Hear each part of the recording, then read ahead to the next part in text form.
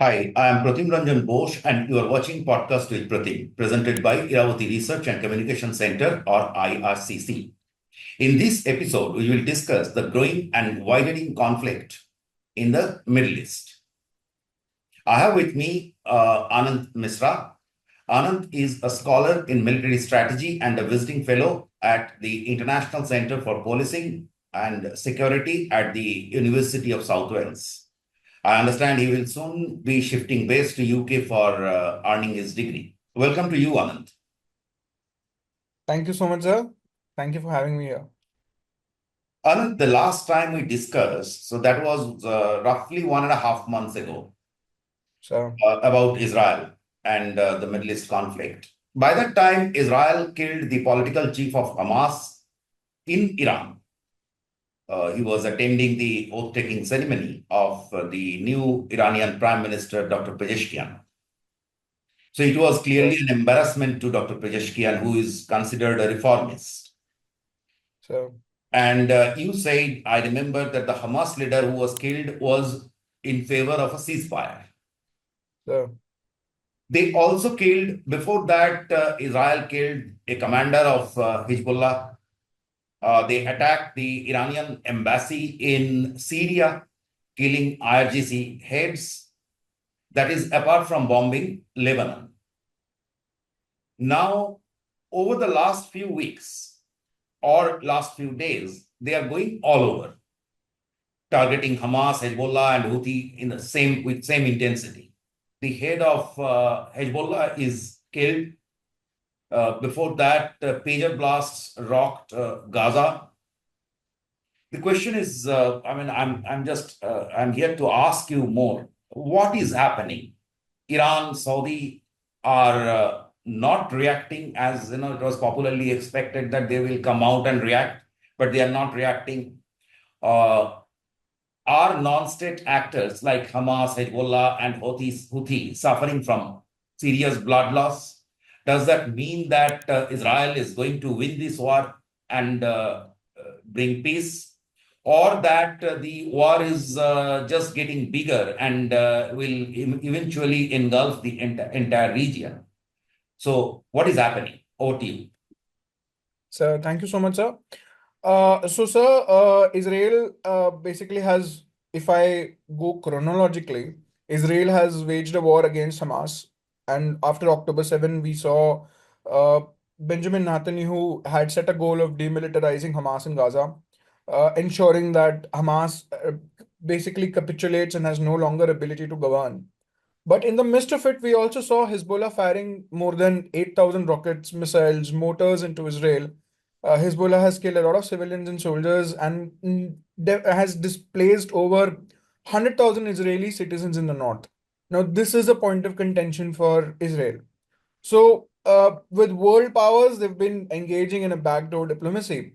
Hezbollah has refused to move its forces near the Israeli border to the Litani River, which is approximately 19 miles in the north, as required by the United Nations Security Council Resolution 1701. And because of this, uh, Hezbollah has essentially refused to move, and it is still there in Gaza. So, from November 2023, Israel has decided to exert military pressure on Hezbollah to try and force a settlement and repatriation of displaced persons into northern Israel. So, what Israel has done in the past few weeks, sir, first, what they've done is they've modified the goals of the war, which means to include returning citizens to their homes. Now, this is a government action which both the military and the intelligence operations conducted by the Israeli Defense Forces and Mossad in Lebanon is a part of the war to allocate resources. In the second step, what they've done is they've conducted a sabotage campaign against Hezbollah leaders and senior fighters. So, how did we see this? We saw this when Israel had placed explosive charges inside beepers, radios, and Hezbollah had ordered, which Hezbollah had ordered for primary and secondary commanders to maintain a command and control during the war. Now, each device was filled with just enough explosives to injure or kill the user, and thousands of these devices went off on September 17th and 18th. So, what happened then? Then Israel launched a targeted strike in Beirut on September 20 that took out almost all of the Hezbollah's Radwan unit leadership, which was there in a secret meeting. Now, Radwan units are basically Hezbollah special operations forces. What happened then was Israel saw preparation for a massive attack. Uh, so this was a preemptive strike conducted by Hezbollah, with missile and rocket launchers. Um, but this was a preemptive strike conducted by Israel against what Hezbollah targeted, destroying rocket launchers and storage sites in Lebanon. So Israel's Iron Dome shot down these rockets and missiles, which few of them had launched. So then what do we see? We saw Israel initiating a massive aerial bombardment campaign. They targeted stockpiles, caches, ammunition caches, depots, and launchers in South Lebanon. So this has been going in so far, and Israel aims to basically degrade Hezbollah's rocket and missile inventory, which is almost 1,20,000 to 1,60,000 at the beginning of the war. Many experts are still saying that this nomenclature and the numericals of this availability of rocket and missile inventory was much more. Um, Now this is being done to prevent Hezbollah from overwhelming Israel's Iron Dome, which significantly through large barrages and rocket missiles basically overwhelms Iron Dome's capability. And tactically, if I say so, sir, Israel has been successful in doing so far. Now, Does this mean that these non-state actors, uh, I don't know how to describe them. They are obviously non-state actors, but then are they private armies or what? sir, They are now suffering a major blood loss, and they sir, will not have the ability to retaliate. Is that the case? um, sir, now let's talk about Hezbollah for a minute, sir. Uh, I would say that again, it's my personal opinion, sir. Hezbollah is diminished. I can also go to an extent and say that it has been decapitated. The communication, the military command, the control and command system is in disarray. But still, it is very well dangerous, and it is still very well, dangerous to be very precise in this. Now, the reason I tell you is what is going to happen next, as in, they take out Hassan Nasrallah. So Supreme Leader Ali Khomeini is going to nominate Nasrallah's successor, and Hashem Safeddin is getting the job. Whoever is promoted from the remaining pool of Hezbollah leadership cadre will get the opportunity to, sir, take into the offensives, and the offensives against Israel is going to start again. What they are intended to do is they will probably withdraw, beyond a certain capability. There is also a possibility that a ceasefire would be negotiated between US and France. Um, and if Hezbollah or if Tehran does involve in a ceasefire, then this would eventually allow not only innocent civilians to return into safely, but so this is also involve Hezbollah in gathering whatever mechanisms they have to build themselves up. So the reason I'm saying is कि there are no anti-Hezbollah forces left within Lebanon. And even if you accumulate the Lebanese armed forces, uh, they are still divided. They want Hezbollah out of Lebanon, but they themselves are divided because Hezbollah has been there since 2006. And the influence Hassan Nasrallah had. Hassan Nasrallah was de facto leading Lebanon. So you remove him from the equation, but the Lebanese armed forces still need to make a choice as to what they intend to do or what they intend to decide. So sir, Hezbollah is definitely in a weakened state, but that does also make it more dangerous. And although Israeli military This is has interesting. successes, What you were saying is that Lebanon armed forces wanted Hezbollah to be out because yes, sir. the presence of Hezbollah is probably, that is, I mean, you can explain Sir, better. they, The presence of sir, Hezbollah was creating the attention to them, right? sir. Yes, Now, sir. So, but now that what you are saying is that, and it is, with my limited and layman's understanding of these terror outfits, is that when you kill them, uh, damage them, they are most dangerous because it's not a state. They go redraw their strategies, camouflage, and then come back again in some form or the other. Is that what you are saying? Absolutely, because even today, Hezbollah still possesses more than more than I would say hundreds and thousands of surface-to-surface rockets and missiles, and many of them are far more accurate than with the help of Iran's precision project, um, along with arsenal of drones. So if you collectively use them, then they will not only overwhelm Israel's Iron Dome system, but they will also target Israeli population centers, which will now be at risk. Now, if In any case, the myth of Iron Dome is busted by Hamas.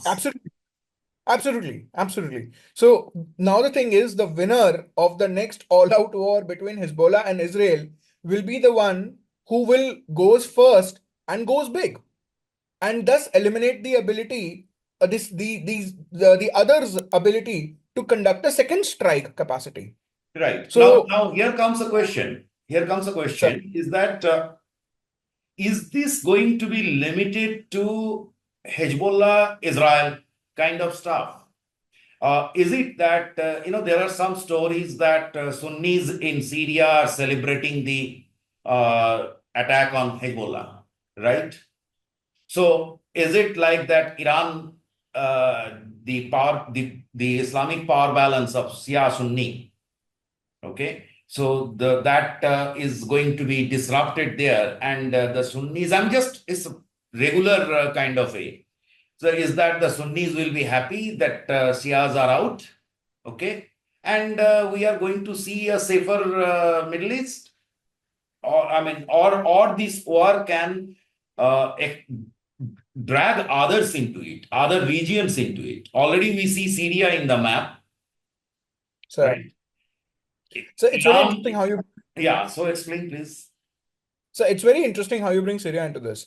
We talk about Syria per se. Sunni Muslims make the most of the majority in the country, and almost there's a 31% increase from the last census, and there has been 17% increase of the Shias. Now Shias per se, they are Ismaili and 12 are Shia Muslims.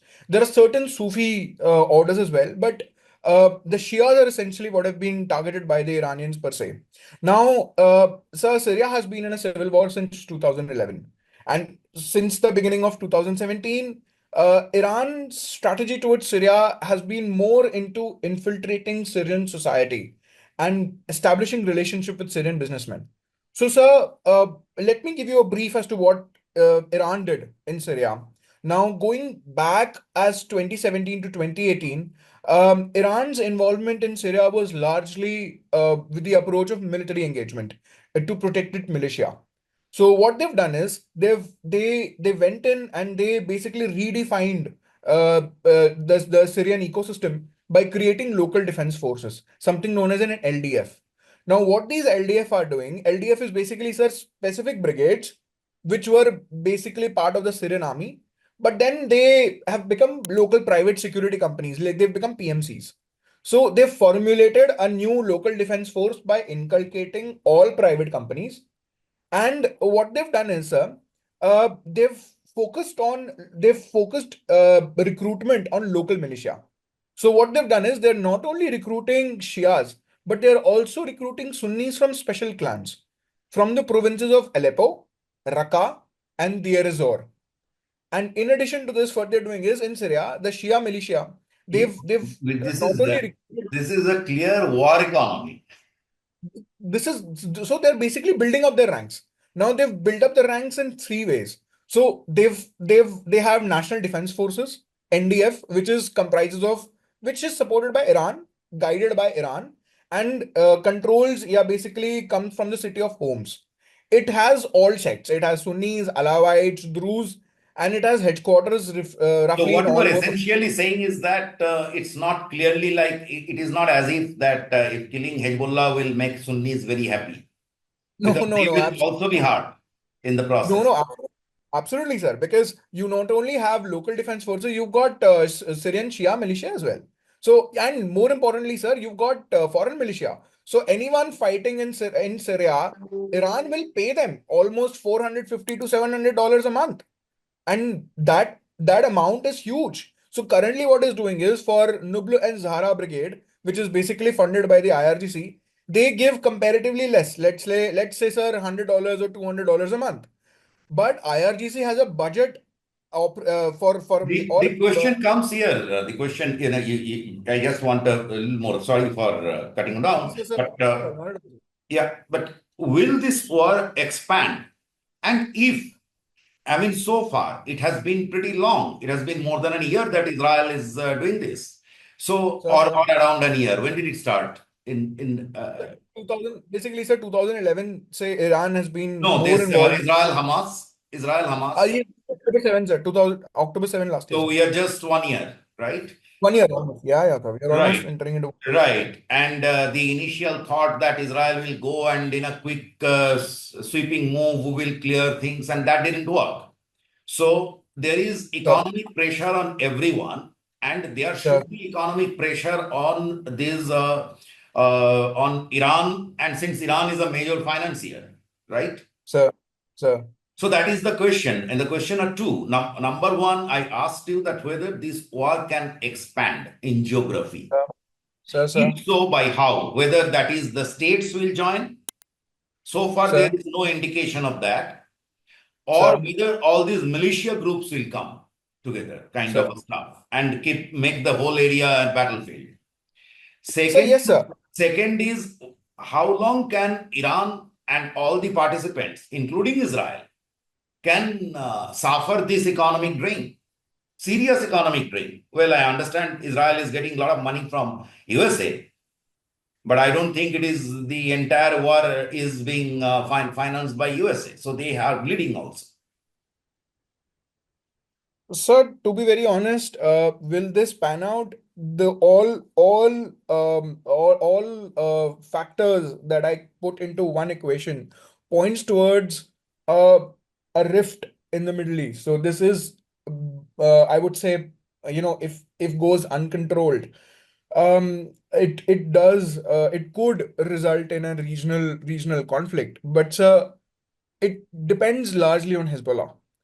So, if let's say, for example, Israel left, if Israel does target and the bombardment of Hezbollah targets grow beyond a threshold, forcing Hezbollah to retaliate, then so what we are seeing is something known as the third Lebanon war. The second Lebanon war happened for 34 days in 2006. And the length of this third war will depend as to how quickly Hezbollah will come to the table.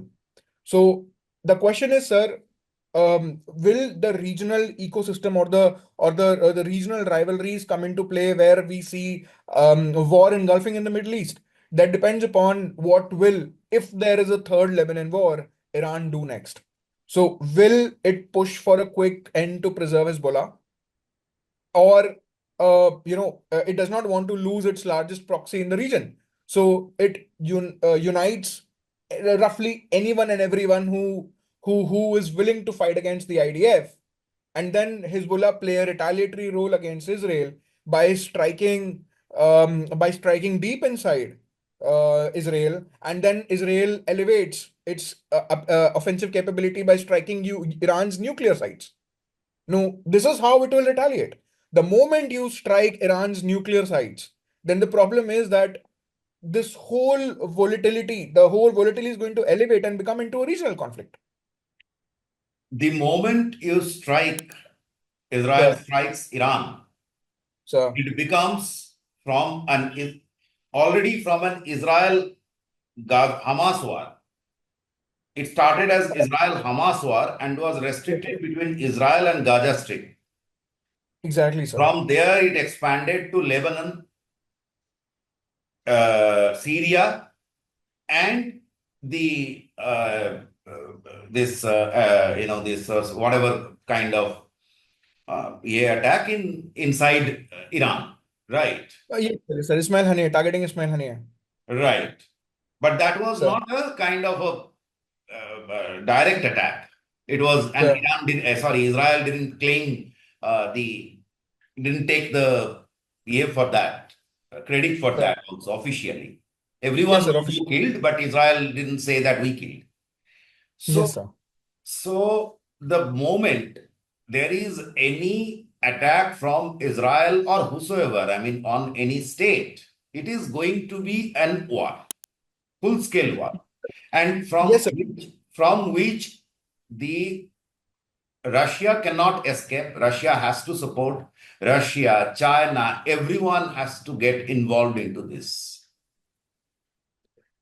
So the ball game, I think I would still put it. I've already reiterated that it depends upon how Hezbollah will retaliate.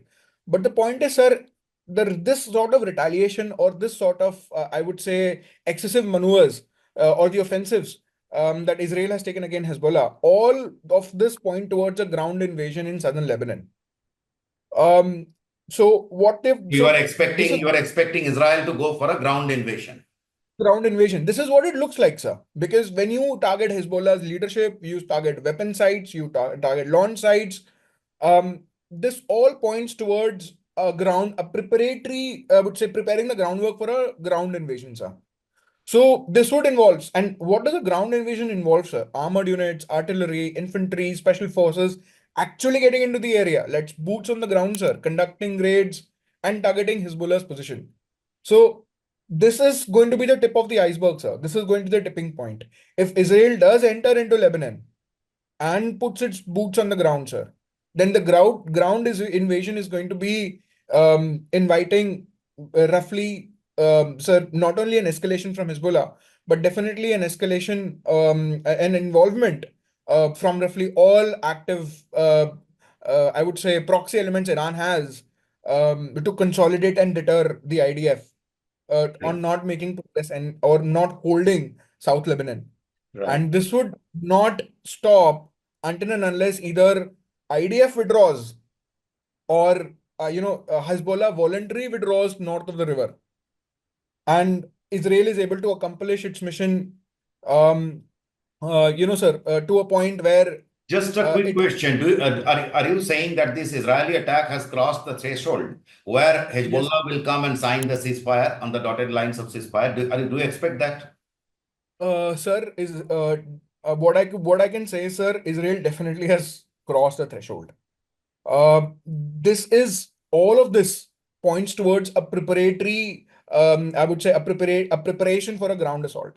Now, if Israel does make a ground assault, then sir, there is no there it crosses the point of no return. Uh, but even then, it all depends upon Hezbollah because the moment it enters into Lebanon, Hezbollah can voluntarily go out of the area. It decides to evacuate, move up. But if it doesn't, then sir, this is going to be another version of an urban battle that we have seen since the US invasion of Iraq, or we have seen in Gaza. The urban offensives is going to involve, sir.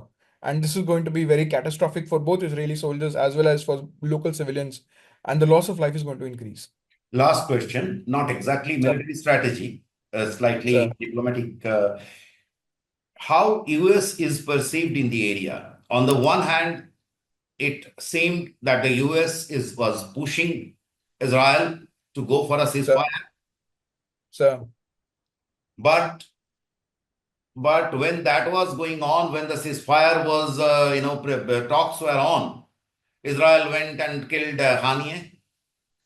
Then after that, this is happening, and both Joe Biden and Kamala Harris, both welcomed the killing of Hezbollah chief, right? sir. So, how US is perceived? Are people playing and waiting game with US? Do they want? I mean, what is it? Do US have credibility left in the area? Sir, it's a very interesting question, sir, and I'm very happy that you've raised it point. So US has something known as a strong leverage in Lebanon. because US still provides its military assistance program to the Lebanese armed forces. Hmm. So US for Washington, the strategy in this particular gambit could be to remove his Lebanon from the grip of Hezbollah. Now, it all pans out about a ceasefire, a temporary ceasefire, in which it is able to remove Hezbollah, sir, simply put Lebanon out of the grip of Hezbollah, uh, anchoring it in as a from the principles of state sovereignty and independence. Now, there is a possibility that Washington would be working towards it because this is a very clear output. If the There was a if you temporary ceasefire in between. Yes, sir, there was, but a permanent, I wouldn't say a permanent, but subsequent ceasefires would help Washington remove Lebanon from the grips of Hezbollah, which is something which is doable, which is achievable. And the international community, the Western leaders would probably this would move towards removing Lebanon from the grip of Hezbollah, making it more sound rather than involving Hezbollah on the table. It's very Hezbollah is going to come on the table until and unless its existence is not threatened. Today, even then, many say that existence is threatened. Hezbollah itself has not accepted to the point where it still continues to thrive, it still continues to retaliate, and it will continue to retaliate, sir, because Israelis have not reached to a point where Hezbollah's identity and the sheer existence is threatened. So, if we assume to the point that Hezbollah's It's a existence is question of threatened, existence. it's a question of existence, but it has not been threatened. You remove one leader, another leader is going to come up and take over. The situation remains the same. You disable their capability of offensives. They still have so much of stockpiles lying on there. You can't elevate and you can't eliminate all stockpiles. And as So, the Hamas attack on Israel proves that uh, they always innovate. absolutely, and there's a And lot of Shia we are community. still not talking about the last factor. I would ask you to give a very quick comment. The So, big factor is this war is bleeding the world economy. so, The shipping cost between Asia and Europe and USA has gone up like anything. so. Only one Houthi just ruined us. So, uh, do you see any prospect of peace prevailing in this area in the foreseeable future? so peace. Now that That's Israel has gone after Houthi, so there is no reason for Houthi to stop firing missiles on Red Sea. Sir. It all depends upon Tehran, sir, and Tehran themselves has shown a lot of restraint. So if Tehran is being lured into a ceasefire where Tehran themselves have come up into a picture where a podium has been given to them, whether they are involved in an engagement with the intent to bring peace in the region or to restabilize in the region. Um, so any peace or any stability in the region cannot come without Iran. That has been proven over and over and over again, sir. So any peace without Iran is not going to be possible, sir. And also, I believe that to bring peace, Israel has acquired a lot of land which was not they shouldn't have held. So I believe Israel has to compromise. There has to be a compromise from Israel's side. Otherwise, there will not be much left.